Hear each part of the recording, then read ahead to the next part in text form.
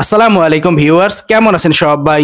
তো বাংলাদেশ বনাম আফগানিস্তানের মধ্যকার অনুষ্ঠিত এশিয়া কাপের ম্যাচ দেখতেছিলাম।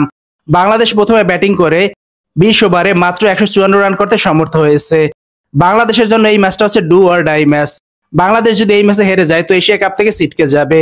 তো এরকম একটা ক্রুশাল ম্যাচে বাংলাদেশ প্রথম 6 ওভারে ব্যাটিং করে 59 রান করতে সমর্থ হয়েছে।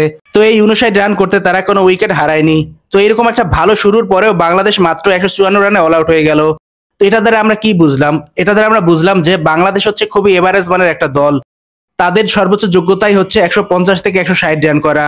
তো তারা যদি পাওয়ার প্লেতে ভালো খেলে তো শেষের দিকে খারাপ খেলবে, আবার তারা যদি পাওয়ার প্লেতে খারাপ খেলে শেষের দিকে ভালো খেলবে। এরকম খেলে তারা সর্বোচ্চ ওই 150 থেকে 160 রান করতেই সমর্থ হবে। তো আফগানিস্তানের সাথে যদি তারা এত ভালো একটা শুরুর পরে 170 প্লাস স্কোর করতে পারতো তাহলে এই ম্যাচটা তাদের জয়ের জন্য বড় একটা চান্স ছিল। কিন্তু মাত্র 154 রান, এই রান দিয়ে আফগানিস্তানকে পরাজিত করা সত্যি খুব কঠিন হয়ে যাবে বাংলাদেশের জন্য। তো বাংলাদেশ আসলে খুবই এভারেজ মানের যে একটা দল সেটা আজকে আবার তারা প্রমাণ করলো। এত সুন্দর একটা পাওয়ার প্লেতে ভালো রান করার পরেও তারা সেই মোমেন্টামটা ধরে রাখতে পারলো না। সেই তাদের ইনিংস শেষ হলো কত রানে? 154 রানে। আমার সবচেয়ে বিরক্ত লেগেছে জাকের আলী অনেকের ব্যাটিং। সে 19তম ওভারে পর পর 3টা বল ডট দিয়েছে, কোনো রান করতে পারেনি, এবং 20তম ওভারে এসেও একটা বল ডট দিয়েছে।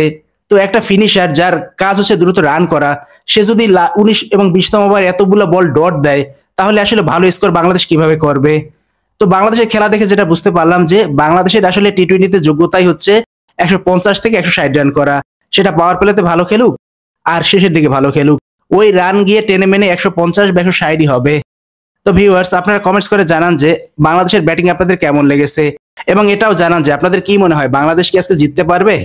তো ভিউয়ার্স, আজকের ভিডিও এই পর্যন্তই। সবাই ভালো থাকবেন। আল্লাহ হাফেজ।